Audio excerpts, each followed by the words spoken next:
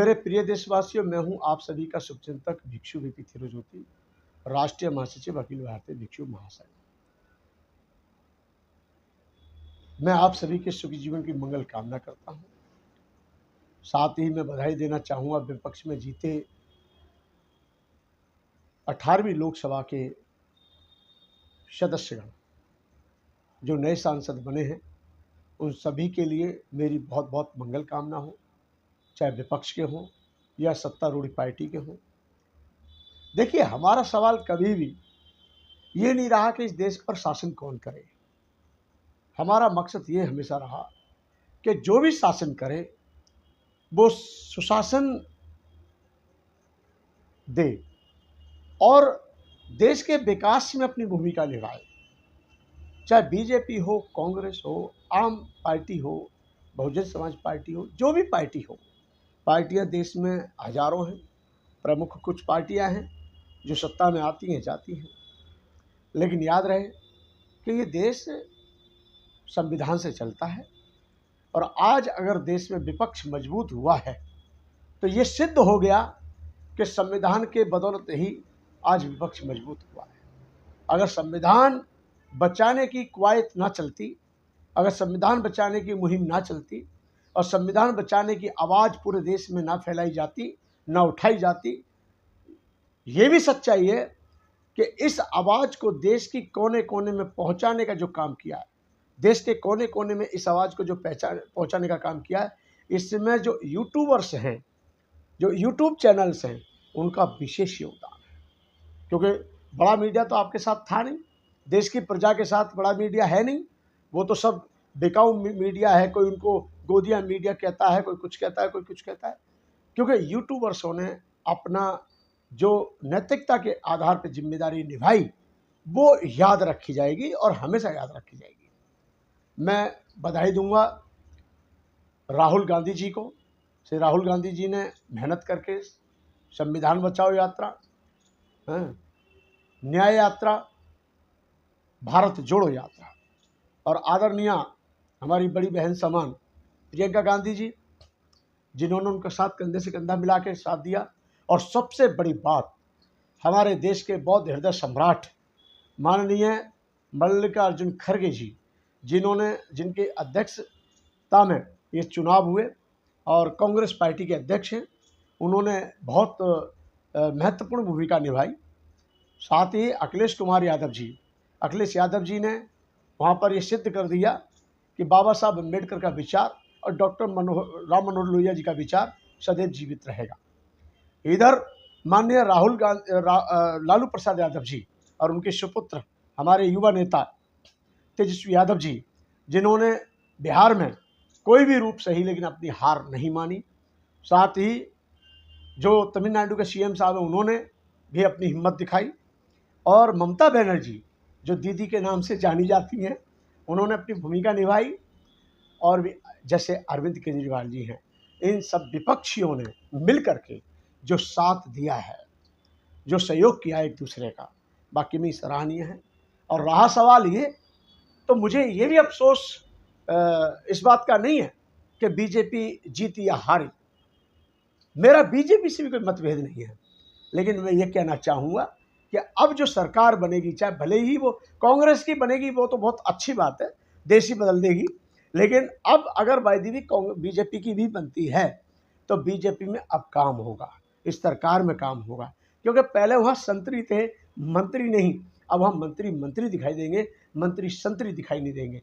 वहाँ पर अब काम करने के लिए रेल मंत्री का जो काम है वो रेल मंत्री करेंगे, वित्त मंत्री का जो काम है वो वित्त मंत्री करेंगे, गृह मंत्री जी का जो काम है वो गृह मंत्री जी करेंगे। क्योंकि बाबा साहब अम्बेडकर ने भी इस बात के लिए कहा है कि हमें सरकार ऐसी चाहिए जो हमारे देश को कुशल नेतृत्व प्रदान कर सके। और मान्यवर काशीराम जी कहते हैं कि हमें मजबूत नहीं मजबूर सरकार चाहिए, हमें लंगड़ी सरकार चाहिए।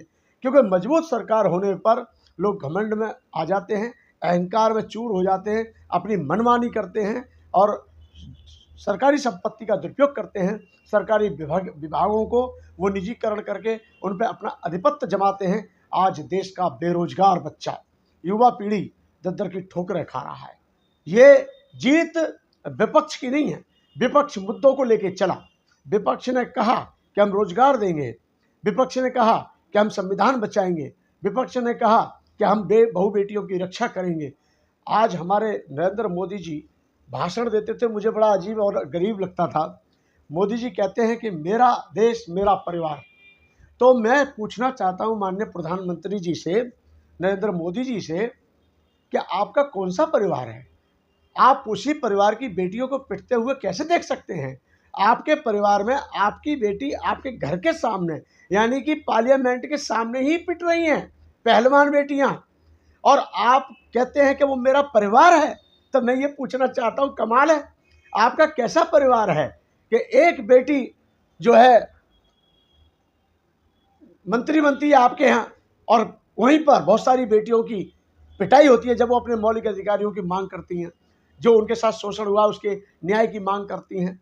अब कैसा आपका परिवार है कि आपके होते हुए मनीषा कांड हो जाता है, लखीमपुर में कांड हो जाते हैं, रोहित बेबुला का कांड हो जाता है, ऊना कांड हो जाता है। इतने कांड आपके ही परिवार में हुए हैं, आपके होते हुए हैं, और आपके माध्यम से आज तक उन लोगों पर कोई कार्रवाई नहीं की गई। आप कहते हैं मेरा परिवार। मैं कहता हूं आपके परिवार में आज इतने गरीब लोग हैं, आपके ही परिवार में इतने अमीर लोग हैं कि चंद लोग वो हैं कि जहां कई लाख करोड़ रुपए खाने में खर्च किए जाते हैं, और वहां पर आपके ही परिवार में आपके ही द्वारा 5 किलो अनाज उनको दिया जाता है, और आप बड़े फक्र के साथ सीना चौड़ा करके कहते हैं कि हम 5 किलो अनाज देते हैं, 80 करोड़ लोगों को मुफ्त भोजन देते हैं। पहली बात तो आप मुफ्त नहीं देते हैं, क्योंकि मुफ्त अगर दिया होता तो उनसे वोट नहीं मांगते। और आपका दायित्व है, आप सरकार में हैं, सरकार अगर विकास करती है देश में तो वो विकास के लिए ही बनी है। अगर आज पूरे देश में मैं भ्रमण करता हूं, रोडों के मामले में जो अच्छे रास्ते बनाए गए हैं उसके मामले में नितिन गडकरी जी को लोग सब धन्यवाद देते हैं। यहाँ तक कि ड्राइवर भी, गाड़ी चालक भी, जितने भी लोग हैं सब नितिन गडकरी को अच्छा बताते हैं। हम भी नितिन गडकरी जी साहब से 2 बार हमारी मुलाकात हुई है। नितिन गडकरी साहब सही मायने में देखा जाए तो वो देश के प्रधानमंत्री बनने चाहिए, ऐसा मेरा भी कहना था। मैं नहीं मानता हूँ, लेकिन लोगों का कहना था। क्यों? क्योंकि नितिन गडकरी जी की एक छवि है और नितिन गडकरी जी का एक अपना कद है। मैं मांग नहीं कर रहा हूँ, ना ही मैं बोल रहा हूँ, ना ही मेरा नितिन गडकरी जी साहब से कोई लेना देना है, लेकिन मेरा एक ही कहने का मतलब होता है कि देश में चाहे कांग्रेस सरकार बने, चाहे बीजेपी सरकार बने, या अन्य किसी और पार्टी की सरकार बने, लेकिन जिस काम के लिए सरकार बने वो वही काम करे। क्योंकि आज आपने जुमलों के कारण देश को कंगाल किया, जुमलेबाजी के कारण लोगों को बड़े बड़े सपने देखने का मौका मिला। आपने देखिए शुरू में ही कहा कि अच्छे दिन आएंगे, आपने कहा 60 वर्ष कांग्रेस को दिए हैं, 60 महीने आप अपने इस बेटे को दे के देखो। समाज ने, देश ने आपको 60 वर्ष दिए, वो 60 महीने दिए, और 60 महीने में भुखमरी और फैल गई। और आपको एक बात की जानकारी और बता दूं, सच्चाई है कि आज देश तराई तराई कर रहा है। आप ऑटो वाले से बात कीजिए, वो बात अलग है कि भारतीय जनता पार्टी के द्वारा कुछ ऑटो वालों को बेला फुसला के समझा बुझा करके सामने पेश कर दिया जाता है, लेकिन सच्चाई है कि आज देश का युवा, चाहे वो ब्राह्मण हो, बनिया हो, ठाकुर हो, शेड्यूल कास्ट का हो, ST, SC, OBC, बैकवर्ड जो भी हो, आज रोजगार के लिए परेशान है। आप रोटी मत दीजिए, आप राशन मत दीजिए, आप उनको रोजगार दीजिए, और जब रोजगार मिलेगा तो अपने आप रोटी पैदा कर लेंगे। तो हमें इतनी चिंता करने की जरूरत नहीं है कि 5 किलो, जब आपको 5 किलो अनाज की याद है तो आपको वो भी याद होना चाहिए कि आपने 2 करोड़ लोगों को रोजगार देने का वादा किया था। तो आज जो जीत हुई है विपक्ष की, मैं उसको धन्यवाद देता हूँ, साधुवाद देता हूँ, और आने वाले समय में वो अपने अपने सभी राज्यों में अच्छी प्रगति के मार्ग पर अग्रसर रहेंगे, और आने वाला भविष्य एक उज्जवल भविष्य होगा, और उसमें तानाशाही की सरकार जो है ये ख़त्म होंगी, और एक अच्छी सरकारें देश को मिलेंगी, और अच्छे प्रधानमंत्री की सबको उम्मीद है। आपसे भी उम्मीद थी और आज भी है, लेकिन बीमारी इसी बात की है कि आपके कार्यकाल में रेल मंत्री का काम भी आपके पास, वित्त मंत्री का काम भी आपके पास, सारे मंत्रालयों का काम आपके पास। तो आज मैं कुछ नहीं कह रहा हूँ, जो कुछ कह रहा है देश कह रहा है। आज 150 करोड़ की जनता लगभग हमारे देश की हो चुकी है। उन सबकी एक मांग है कि परिवर्तन होना चाहिए, और परिवर्तन का मेरा भी कहना है व्यक्तिगत तौर पे कि हर सरकार को 5 साल ही मिलना चाहिए। 5 साल के बाद में अगर वो दूसरी बार चुन के आती है, वो पार्टी जिस पार्टी की सरकार चल रही है, वो पार्टी अगर दूसरी बार चुनकर आती है तो वो अहंकार में चूर होती है, और फिर वो अपने जो बेसिक मुद्दे हैं, अच्छे मुद्दे हैं, देश हित वाले मुद्दे हैं, उनसे वो भटक जाती है। फिर वो अपनी मनमानी करती है, फिर वो अपना पदों का दुरुपयोग करती है। क्योंकि आपने आज रेलवे का जो किराया है वो कमर तोड़ रहा है। कभी इस पर ध्यान दीजिए। कांग्रेस की सरकार यानी 2014 से पहले रेलवे का किराया देख लीजिए, और ट्रेनों की व्यवस्था देख लीजिए, खान पीन की व्यवस्था देख लीजिए, सबके सब अच्छी थी। लेकिन आज अगर आप 10,000 रुपये का टिकट भी कराते हैं और जाने का अगर प्लान कैंसिल हो जाए, तो मैं समझता हूँ कि याद रहे, अगर वो टिकट आपने कैंसिल कर दी तो हो सकता है आपके हाथ में 2,000 रुपये भी ना आए, या बाकी पैसा कहाँ जाता है। तो आज देश त्राही त्राही कर रहा है। देश को अच्छी सरकार की ज़रूरत है, और अगर सरकार भारतीय जनता पार्टी की भी बनती है तो हमें कोई ऐतराज़ नहीं है, लेकिन बेसिक मुद्दों पर आनी चाहिए, बेसिक मुद्दों पर बात करनी चाहिए। और जो हमारे समाज में, हमारे देश में इस समय जो आवश्यकता है उसकी पूर्ति होनी चाहिए। आज हमारे देश में रोजगार की आवश्यकता है, सुरक्षा की आवश्यकता है, बहू बेटियों के, बहन बेटियों के मान सम्मान की जो है आवश्यकता है, उनकी इज्जत मान सम्मान की आवश्यकता है।